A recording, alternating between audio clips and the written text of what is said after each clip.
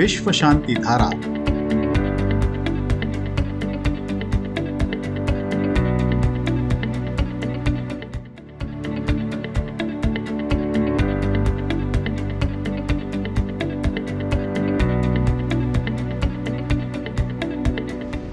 मनुष्य आज विनाश के कगार पर खड़ा है। पूरी दुनिया में अशांति फैली हुई है। ऐसे में विश्व शांति की आवश्यकता बहुत ज्यादा और तेज हो गई है। इस अशांत वातावरण में विश्व शांति कैसे और किस प्रकार हो सकती है, इस पर विचार विमर्श करने के लिए दुनिया भर के ज्ञानी, साधु संत, शास्त्रज्ञ और तत्ववेत्ता पुणे में एक साथ आए। अवसर था लोनी स्थित दुनिया के सबसे बड़े विश्व शांति गुंबद में आयोजित विज्ञान, धर्म और तत्व ज्ञान पर आधारित 8वीं वैश्विक संसद का।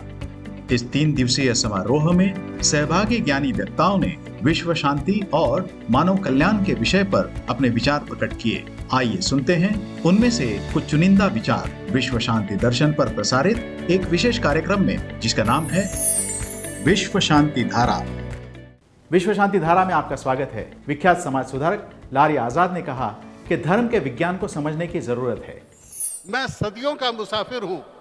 मेरे बेटे 35 साल से मैं हायर एजुकेशन में पढ़ा रहा हूं। 45 देशों की बड़े विश्वविद्यालयों में मैंने लेक्चर दिया है। लेकिन देखो, तुम्हें भी एक सफर कराता हूं। आओ, मैं तुम्हारी तरफ आ रहा हूं। सदियों का मुसाफिर लफ्ज मैंने इस्तेमाल किया। मैं ही नहीं हूं, तुम भी हो। देखो, अपने अगल बगल देखो, ये सारे पुतले, ये पूरा माहौल, ये पूरा गुंबद। कुछ लोग कहते हैं कि मैं हिंदू धर्मी हूँ, मैं इस्लाम धर्मी हूँ, मैं ईसाई धर्मी हूँ। हमारे जो रहबर हैं, हमारे जो रहनुमा हैं विश्वनाथ कराड़ साहब, उनके नाम के आगे भारत रत्न नहीं लगा है, पद्म विभूषण नहीं लगा है, पद्मश्री नहीं लगा है।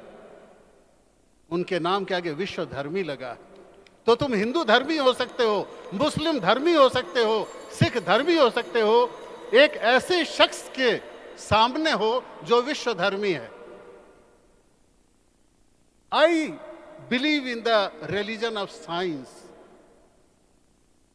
लोग कहते हैं ना कि I believe in the religion of Islam, I believe in the religion of Hinduism, I believe in the religion of Judaism, I believe in the religion of science. And if you want to understand the religion of science, you have to understand the science of religion. मेरे प्यारे बच्चों, तुम science के student हो, मैं humanities का teacher हूं। Oxford, Harvard, Berkeley, इन तमाम जगहों पर मैंने बोला। लेकिन बच्चों, अगर तुम चाहोगे कि वैज्ञानिक सोच हो हमारी, तो उसके लिए बड़े बड़े शास्त्रों में नहीं जाना है। देखो, अभी यहाँ पर जो ये थीम है, जो इस सेशन का थीम है, वो है कि unity of science and religion. 2 बातें कही जा रही हैं। एक बार जोरदार तालियां बजाओ, मैं आपको बता रहा हूं कि ये 2 नहीं है, 1 है। It is 1। There is no duality in science and religion. It is 1। Science is religion, religion is science. और इसकी डुअलिटी के लिए अगर जाओगे तो बेटे, जितना इस कंप्यूटर युग में मैंने पढ़ा है, शायद बड़ी बड़ी लाइब्रेरियां भी, आचार्य शंकर, मध्वाचार्य, निम्बार्काचार्य, रामानुजाचार्य, अगर तुम मोनोथिज्म में डूबोगे, हजारों किताबें हैं। डुअलिज्म में डूबोगे, हजारों किताबें हैं। नॉन डुअलिज्म में डूबोगे, हजारों किताबें हैं। डुअलिटी, नॉन डुअलिटी में डूबोगे, हजारों किताबें हैं। पछाड़ खा के गिर पड़ोगे। इसलिए मेरे प्यारे नौजवानों, सिर्फ 2.5 अक्षर में किसी ने इस पूरे साइंस ऑफ रिलीजन को, इस रिलीजन ऑफ साइंस को कह दिया है। मैं उसके शहर से आता हूं। उसने कहा था कि पोथी पढ़ पढ़ जगमुआ पोथी पढ़ पढ़ जगमुआ, पंडित भयान कोय, 2.5 अक्षर प्रेम का, पढ़े सो पंडित होए। बेटे, प्यार की इबादत कर लो, प्यार ही खुदा है। Love is God. मैं तुमसे मोहब्बत की गुफ्तगू करने आया हूं। और मोहब्बत की गुफ्तगू कैसे होती है? हिंदुस्तान में रहने वाले 125 करोड़ लोगों के रोम रोम में एक नाम बसता है, उसे राम कहते हैं। और राम ने कहा था, जब लंका की विजय हो गई तो उन्होंने सबको विदा किया। राम ने कहा था, अब गृह जाओ सखा सब, अब गृह जाओ सखा सब, भजे हूं मोहि दृढ़ नेम, सदा सर्वगत सर्वहित, जान मम करे हूं मोहि अति प्रेम। बेटा, राम वो हैं जो प्रेम की निशानी है। दुनिया की ऐसी कोई लाइब्रेरी नहीं है, लंदन से लेकर न्यूयॉर्क से लेकर सिडनी से लेकर केप टाउन तक, जो मैंने ना देखी हो।